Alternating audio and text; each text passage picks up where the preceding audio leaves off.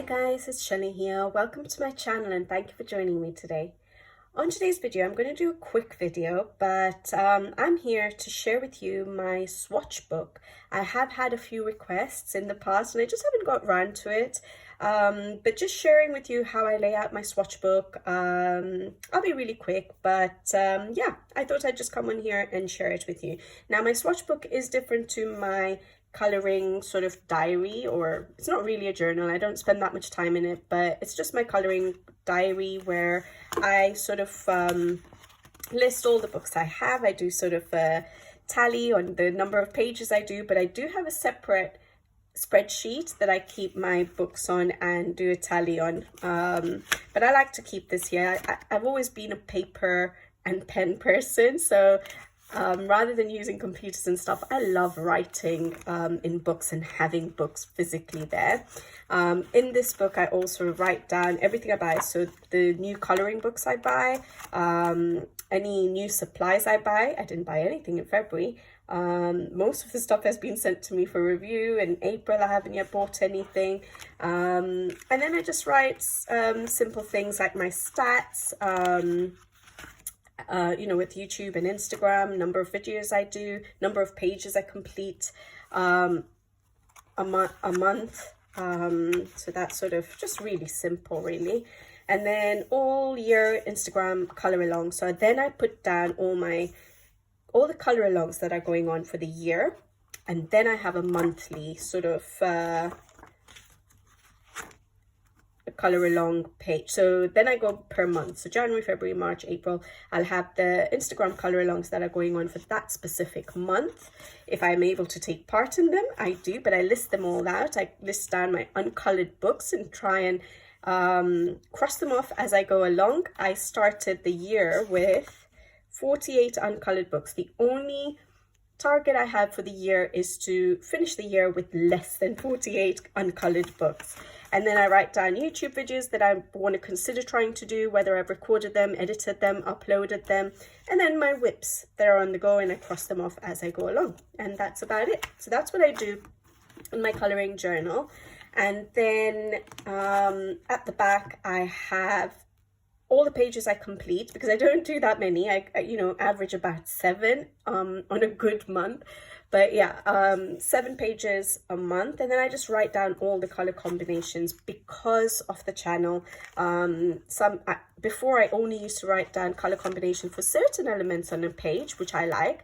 But, and I want to, you know, might try and use it in the future on another page. But nowadays I write them all down in case anyone was to, you know, contact me and ask me about a certain color combination I may have used on a particular page. So I do note those down.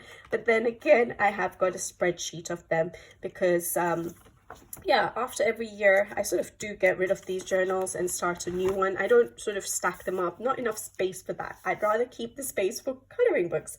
So yeah, I do have spreadsheets of, you know, my completed pages, the list of books I have, when I started them, and eventually, if I ever do, when I finish them, and then the color combinations as well. But this swatch book is literally just a swatch book, and then I do include certain color combinations in here. So I'll really quickly go through them. Pretty much all the supplies I have will be in this file. I really like this folder. I got it from Amazon. It's got the sort of ring binding. Yeah, a very simple folder actually, but I got it in a pack of 4 or something like that. I use the other ones for other things. I've not used them all. I use them for house sort of other house admin stuff.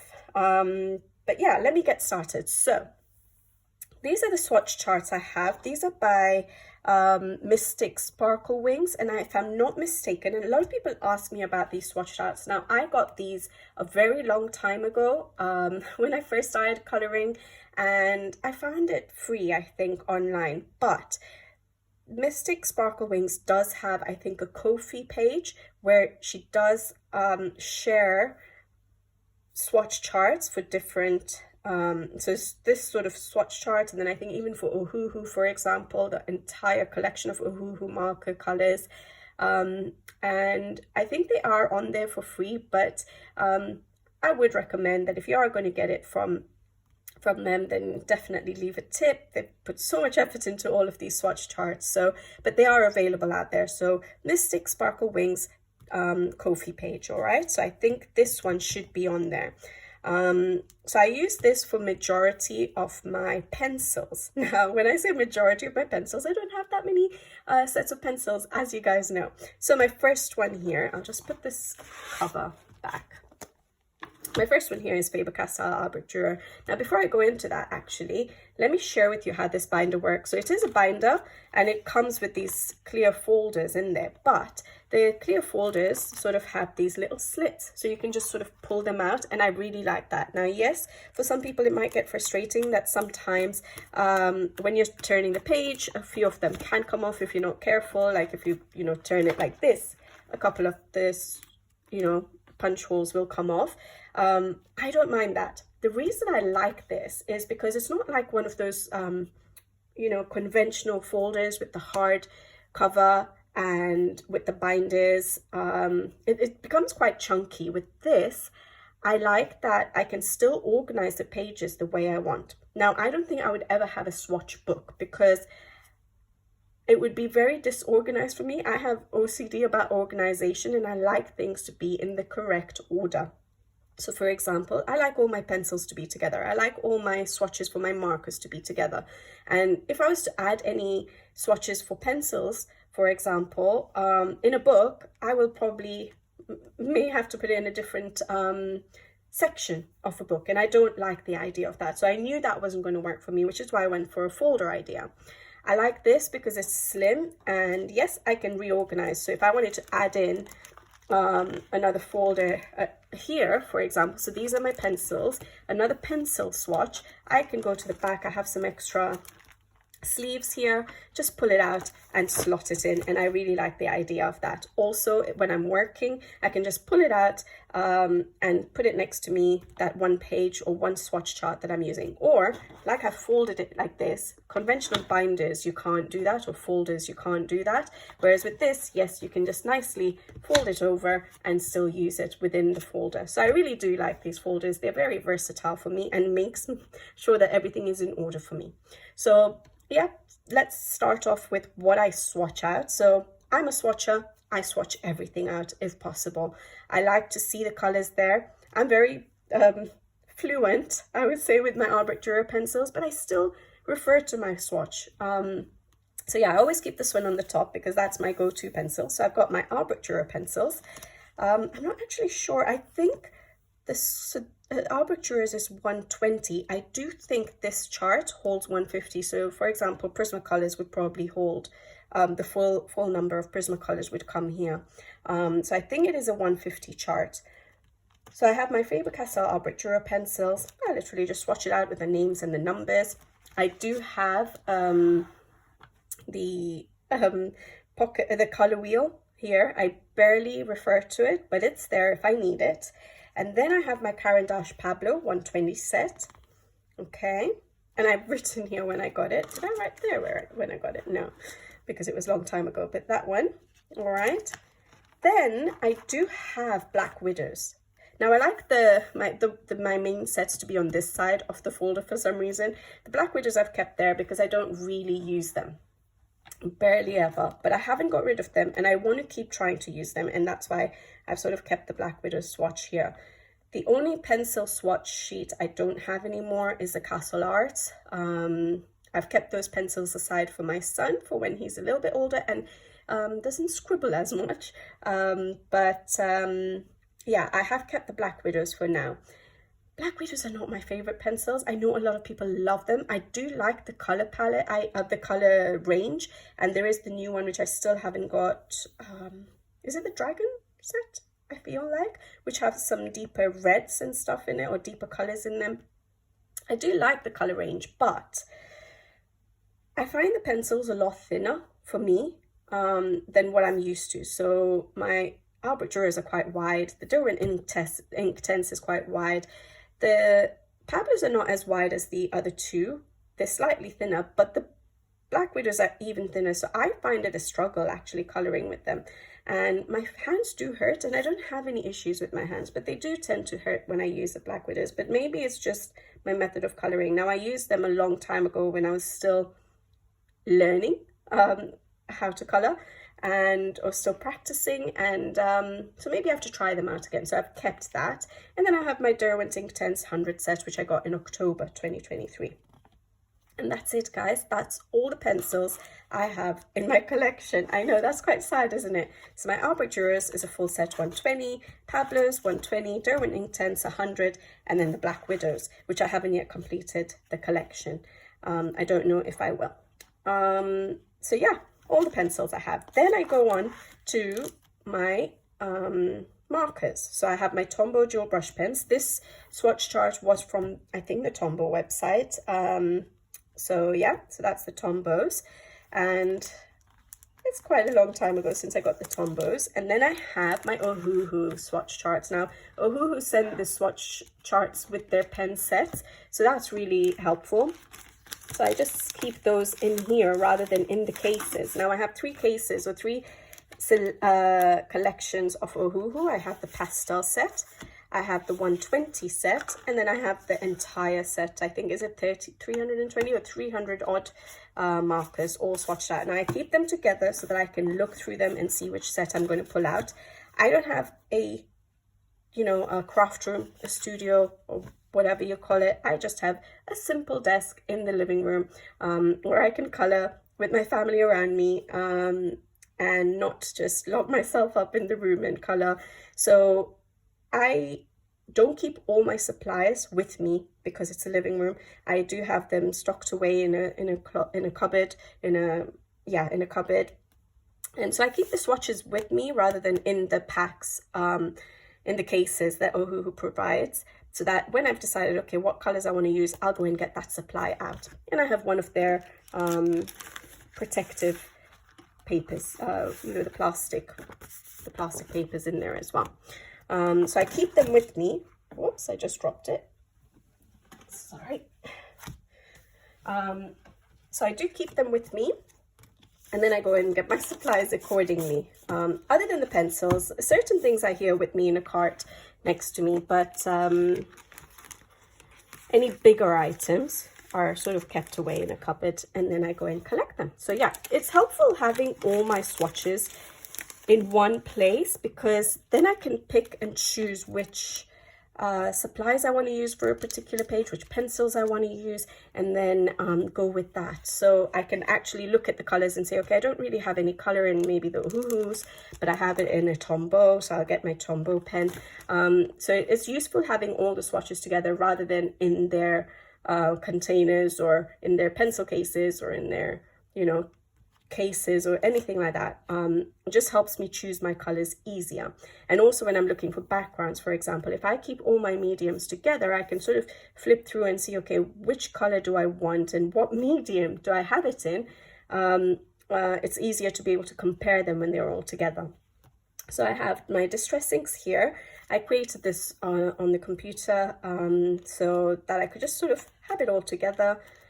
So I still don't have all the kits, but yeah, those are my swatches for my distress inks. There's a 5 and a 1 that I'm missing still.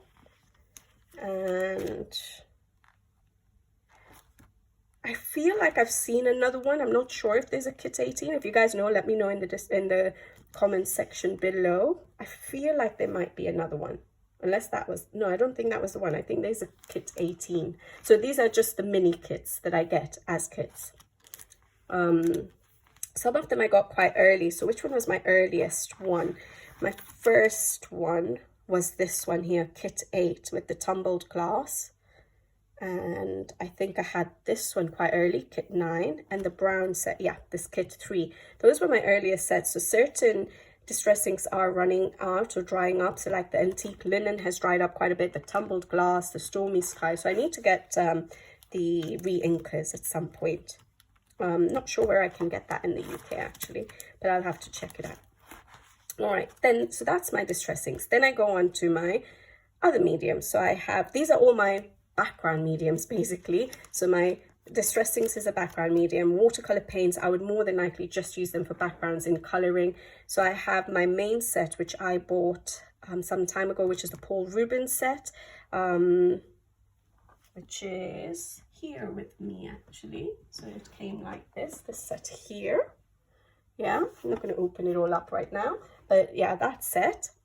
And this was before I got a few other watercolor paints sent to me for review. So some of those swatches are not in here yet. I'm just thinking whether I will do that, or I might create another swatch for each. So I've kept the other swatches that was sent for paints that has been sent to me with the palettes at the moment, because they're smaller sets and I didn't want to confuse them, so I've left them in there. But I might do a second swatch for those and keep them in here, so again I can compare the watercolor paints. So I'll probably sort of slot them in here with a few of the other swatches that I have, so the smaller sets of watercolor paints. Then I have my Neocolor 2s, again for backgrounds, for basing. This came with the Neocolor 2s, this particular swatch card. So this swatch card also came with the Paul Rubens. My Neocolor 2s, and then I have my metallic, Arteza metallic watercolor paints as well. Yeah. And then I go through to the next set of background media for basing are my soft pastels. Now, the very first soft pastels I got were the ones here, Royal Langnickel, a very budget brand, which I had before I started adult coloring. I had it for jewelry making, for polymer clay. I used to use them to color my white polymer clay when I was doing jewelry making. So I have those still, and I do tend to go for them sometimes. But this is my Faber-Castell Soft Pastels 72 set. And then I have the Artex Soft Pastel 72 set as well. So again, I can compare all the soft pastels I have and see if there's any color I want that is not in either or, and choose accordingly. So it just helps having them all together. If I had a book, I think I would not have left enough pages between, and I would have probably had to put a different section, and I really don't like that idea. So I'm very OCD about how organized my folders, even for my admin at home. I'm just, yeah, obsessed with making sure things are in order. Anyways, so then I go on to my paint pens. So this is now my embellishments. So my paint pens, my glitter gel pens, all of that. So this is my Thule art paint pens. These are all the sets I have at the moment. So 1, 2, 3, 4, 5, 6 at the moment. I don't know if I'll get them all, because this is a good range of colors I already have. So I have the earth and skin tone, the pastels, the yellows and browns, the reds and pinks, the green set, and the blues and the purple set. So yeah, these are the ones I have. I still use the same chart, Mystic Sparkle Wings, and just sort of divide them into the little sections. And then more paint pens. Now this one is ZSCM that was sent to me for review. Acrylic paint markers, much wider tips. That's why I don't tend to use them in my videos. Sometimes I use the glitter ones, but the others are very, very thick nibs. So yeah, I don't tend to use it in my pages as much, unless I would use it for a background. And then these are the only Posca pens I have. And I'm just thinking, I think I gave maybe all of them to my dad. I can't remember. No, not the ivory, white and black. I would have used those up. But I know I gave him the yellow.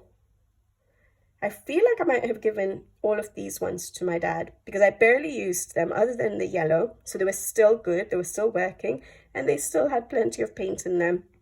And I had the Thule Arts. So I got these back in, I'm not actually sure if it was 2016 or 2020. I can't remember at which stage of my coloring, but that's all I got of Posca pens. They're a lot more expensive than the Thule Arts. I actually really do like the Thule Art paint pens. They're so opaque. I love the color range, especially the greens that you have. So you get some really natural, you know, yellowy greens that you can use I use them for basing and for covering up black lines. So yeah, I do go for Thule Art more than the Posca.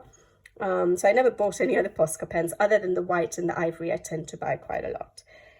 And then I have the Artex acrylic markers, the brush tip ones, which I've done reviews for on the channel. So I have the 30A set, and I have the Simp Tap set. And then I have the 60A, which is their newest set that's come out. Beautiful colors. Look at those pastel colors. So I think that they've called that, is it the manga style, if I'm not mistaken, because of the colors. And they have a 60B, which has got more deep or vibrant colors. Same with the 30 set. So yeah, those are the sets I have from them. So those are all my brush. I'm just trying to think. I don't think I have any other brush markers. Yeah, so those are all the brush acrylic markers I have, all in one place. Again, I tend to use these for basing, not for covering up black lines. So I don't mind them being separate to my Thule art.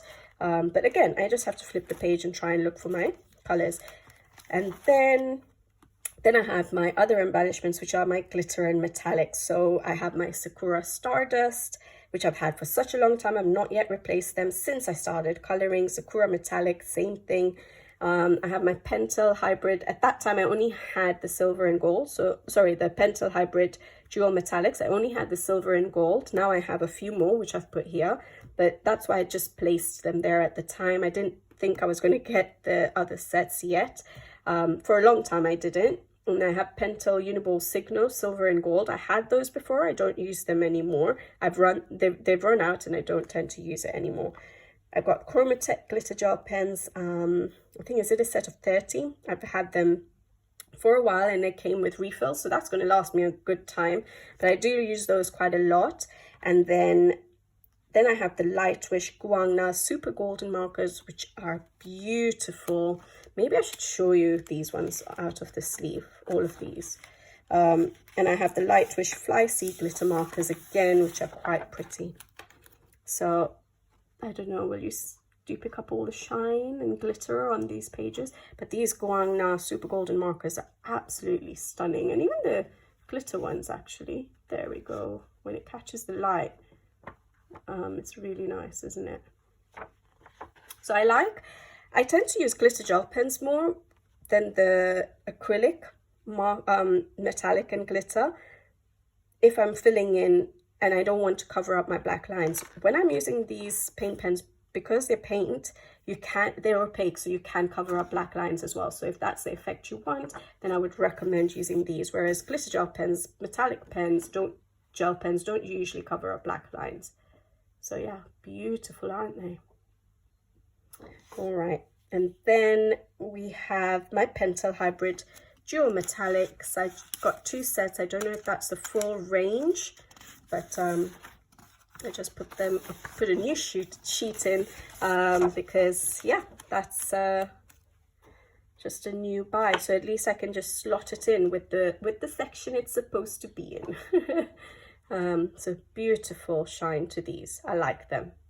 I definitely like them, but because there's not that many, I like using my Chromatech because I can blend. So I rarely do straight coloring. So I like to, if I'm doing a leaf, I'll pick a dark green and a light green and blend them together with the gel pens as well. So I do like using my Chromatech quite a lot because it's a bit larger. I think there's a 50 set. So once I don't think I ever will because of the refills, but if I ever finish that, I would love to get a bigger set of glitter gel pens.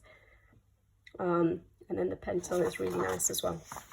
All right, so I won't bother wasting time putting those back into the sleeves yet. Okay, so those are my swatches of all the mediums I have pretty much, other than a couple of smaller paint sets, which I will probably slot in there at some point. Then I go on to some other swatches. Now, these swatches are for easy reference for me. So I don't always turn to these pages. I always tend to just play around with my colors and come up with color combinations for a particular page. But sometimes I like to do easy coloring, not have to think so much, not need to worry about a color combination. And I like to refer to my swatch book and say, okay, I don't feel like thinking let me go and see what colors I have for brown hair or black hair, and I'll just pick up those colors and use them. So I sort of note down any nice color combinations I come up with for hair and skin, eyes and lips. And I'm very naughty, I haven't actually updated those, but I will eventually. You know, it's I have limited time, so it's either I color pages or I fill out my swatch book. So this is every now and then I'll come and do these and fill it up. So one thing I wanted to show is when I first started coloring, so I've just slotted them in here, but I'll probably get rid of them because I never refer to them. So let me just take it out like this. Okay. I used to do some color combinations. Okay. I used to do a lot of color combinations. I think I created this myself. I can't remember. And I would sort of keep them in pages of like blues and then purples and greens, and I would save all the color combinations. And to be honest, I never ever refer to them. So for example, some of these could be used for skin, for wood, things like that. I don't refer to these. I prefer referring to these kind of, you know, where I have a little bit of a face that is colored in, so I can actually visualize it rather than on a little bar like this. So I sort of saved all these combinations. To be honest, I've never referred to them because when I'm coloring, I just come up with color combinations at the time when I'm coloring. So I may never really keep up with this. Like I said, it is time consuming. And with limited time, I'd rather color a page than start coming up with color combinations. So I used to do this. I realized that I would, you know, reference it down. I would color it in and I would never look at it again. So I stopped doing that and I decided to go for these kind of swatches. And I think, if I'm not mistaken, I got these online, or yeah, I think I must have got these online, or I got the hair like a clip art and I just created it. To be honest, I can't remember, which is sad because I should give credit if I did get it from someone, but there's nothing on here. So maybe it was just a free sheet out there, or I just got the hair clip art and created the lines. But yeah, so I swatch out my hair and I've got so many here I need to fill up. So like blonde, blue, black, brunette, gingerbread, black, bright green, grey green. And then what I started doing is noting down in which page I've colored it. So for example, I know you can't see the color I've used, but I started making a note of which page in which month I used it, so that if I wanted to see what the color looked like on a page, I can always refer to it. Or if, for example, I see it in a book, or if I'm looking at my completed pages and I see something I like and I'll be like, oh yeah, I like that hair color, let me check if I saved it. I have the exact book that I colored it in, so I can refer to it and say, oh yes, that was the color combination. So I've started noting down which pages I've used it in when I like it. Same for here. So I have a combination for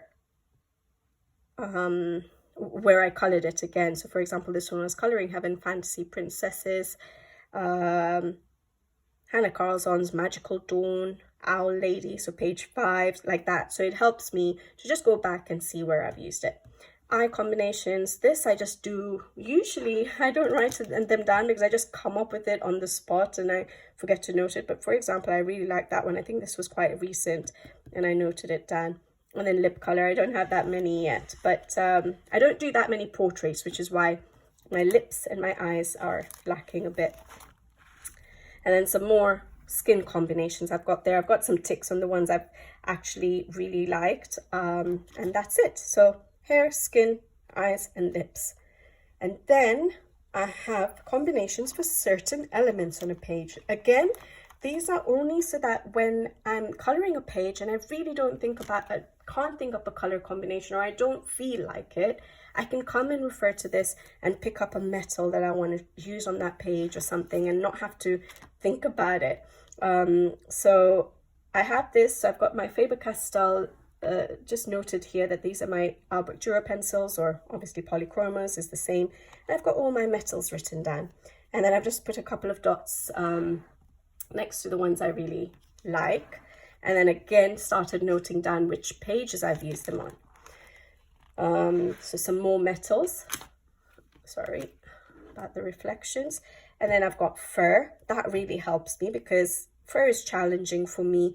And so most often, definitely for fur, I always come and refer to this. Metal and fur, I tend to come and refer to this. And rather than do it, I think it's really helpful. I'll come to it in a second. Just like how I did my hair and my skin, it's helpful having it on an object rather than just a swatch. but it takes more time and I don't complete it. So I do prefer just noting it down like this, and then I can just write the page number, refer to that book, or, you know, a photo on my phone, for example, and see, oh yes, I like that, let me use that. So I started doing that for these because there's so many different elements. So metal and fur, I always tend to refer to, and gemstones sometimes as well, so that I don't have to keep thinking of ideas. And it's easy coloring. So when I want easy coloring and I don't want to have to think too much, everything is here for me. So food, fruit and veg. So if I come up with any good color combinations for a certain food, I'll try and note it down. So for example, I have strawberries, I have vanilla cake icing, chocolate ice cake, chocolate icing, carrots, corn, pretzel, waffle. You can use this color combination for pretzel, waffle, or an ice cream cone, for example. I've got pumpkins, berries, 1, 2, another pumpkin. So I've got pumpkin 1, pumpkin 2, pumpkin 3, so different combinations to give different effects for pumpkins. I've got an apple, so cherry, orange slice, and kiwi. So when I'm coloring certain pages and I've not come across these before and I like the color combination I do, then I'll come and note it down. So for example, yeah, the orange slice. I don't remember coloring an orange slice except for in one page. Kiwi, same thing, but I've noted it down. If I ever come across a page which has another kiwi, I have an idea where to start from, and I can always then improve it if I need to, but at least I have a starting point. So then I have insects and animals. Yes, giraffe, red admiral butterfly, and a frog so far. So yeah, not that many in certain sections, but the metal, the fur, the gems, and some of the foods is very helpful. Flowers, that I haven't filled in for a long time, but if I come up with any combinations that are very interesting or look good, I'll note it down. Then I have other botanics, leaf, grass, moss. So I have, when I did my autumn series in when I started the channel, so 2022, I did an autumn series of how I color leaves, and I've got autumn leaf 1, 2, 3, 4. So I've noted them all down. So when it comes to autumn, I can just come and refer to this and just use this, and it'll be nice, easy coloring for me. Quick in starting off a page, not quick in, you know, coloring and completing. But anyways, then I've got grass, moss, and then certain combinations for leaves. Again, I've not filled them all out, but I've got the page that I've used that particular combination on, so that I can refer to it and see if I like it. Mushroom, more leaves. I love coloring leaves, guys. And then this is just random. So if I come up with a color combination for something and I don't know which section to put it in, it's here. So I note down again which color combination. I know this is sideways, but it's not, you know, all of this is sideways, but it's not really, it's just to show you the sort of the layout. So I've written down what element it is, and then the colors, and then the name of the book I did it in. So owl, eyes, snow and ice, although I've done a how I color video in snow, so I've got some more combinations sort of saved up. Crystal ball, balloon blue, balloon purple, balloon red, balloon yellow. I think that was when I did a Neko page with lots of balloons in it. Then I've got blue brown wood, the moon, a yellow gold moon, stone bricks 1 and 2, another bricks 3, so a reddish toned bricks, snow again, so, and then grayish brown wood.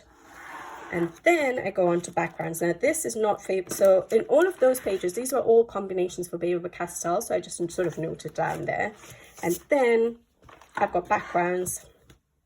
So with my backgrounds, it's any medium. Depending on the medium, I've just noted it down. If there's no note of what medium it is, it's usually my Armatura pencils.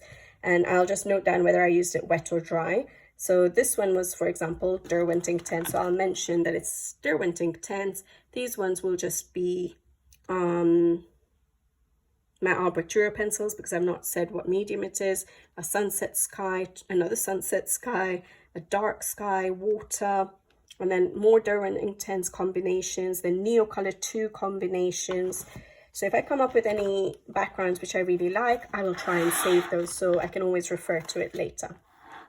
This was a very early page I did about fruits because I love coloring berries, and so I sort of noted it down how I colored them in case I ever had a blank moment and I needed to refer to it and see, oh, how do I color my berries again? I've got it noted down. So yeah, that's that. And then because I had the channel, I did some how I color videos, and I really like these layouts I've created. So I've got the crystals. This was just a how I color video on crystals, and I did it. I just scanned and copied a Hannah Carlson page to do it on. I can't draw. I just decided to do that. And then for snow, I've got some snow combinations now, and I love having the layout like this. So I created these little snowmen to do it in, with the columns to put down my color numbers. These are definitely Faber-Castell as usual.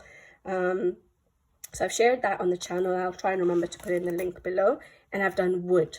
So really nice looking. If you want to do it like this, it's easy to then refer to. Obviously, having my swatches like this, my record of all the colors I'm using like this, just uses less space because I've got so many rows to sort of just note down the color combinations. This obviously takes up a lot more space, but it's easier to visualize what that color wood or snow is going to look like and whether it's going to match in your page. So that's quite useful as well, but you can't do it for every element. There's certain elements, so like snow you can, the wood you can, maybe metal you can, you know. So yeah, and that's it guys. Then this is just for my Pablos. I need to slowly start building that up, trying to figure out color combinations for my Pablos, for skin, eyes and lips as well. I don't know how much I'd use them for skin because I'm so used to my Albrecht Dürers. Then metal, I still need to start creating it. So I've got my Pablo, just PB written for Pablos. Fur, I haven't used them for fur yet. And then leaf, grass and moss. So lots to build up on for my other sets of pencils basically. I've kept this here, but I don't think, I showed you those little blending color combinations at the beginning where I said I don't use them anymore. I sort of kept it here for the Pablos, but I'm not going to do that because I know I never refer to them. And then I've got Derwent Inktense and Black Widow that I'm going to have to eventually try again and see if I like the pencils and I can start noting down some color combinations. Same thing for Derwent Inktense. It's a very new pencil for me, so I haven't yet done that. So basically majority of my stuff is on my Albrecht Dürer pencils. It's not surprising because that's the pencils I've been using since 2015, 16. So yeah, that's it guys. That's my swatch book. When I'm traveling, for example, I wouldn't take this entire swatch book with me. I would literally just take more than likely I would always take my Albrecht Dürer pencil, so I would just take the swatch for the Albrecht Dürers with me if I needed it. But other than that, I wouldn't take this whole folder. Yeah, I hope that was useful or interesting. I know it's not something everyone would want to look at, but it's a very simple swatch book, but very useful for me. And I like that it's in a very nice order. And it just sits in the bottom, in my desk drawer here, right at the top. So I can just pull it out when I need it. And I do tend to use it quite often. But yeah, that's it guys. So that is my layout for my swatch book. I am a swatcher. I never not swatch anything I have. So as you've seen, pencils, soft pastels, distress inks, pens, markers, gel pens, glitter gel pens, watercolor paints, pretty much everything I own, I will swatch out if it has color to it, so that I can see it and I can accordingly plan my pages or choose the colors I want for a particular page. And they're all nicely here together for me to do that. All right, guys, I'll leave you to it. Hopefully you found it interesting. For those of you who had requested to see this video or to see my swatch book, sorry it's taken me so long to do it. Even though there was no planning in it. There was nothing to plan. It was all ready for you guys to just show it to you, but I just haven't got around to it. So sorry it took me a while, but hopefully you enjoyed what you saw and it's helpful to you as well, maybe to give you some ideas on how to do lay out your swatches if you're a swatcher. All right, guys, I'll leave you to it. I'll see you in the next video. Thank you for watching and I'll see you next time. Bye-bye.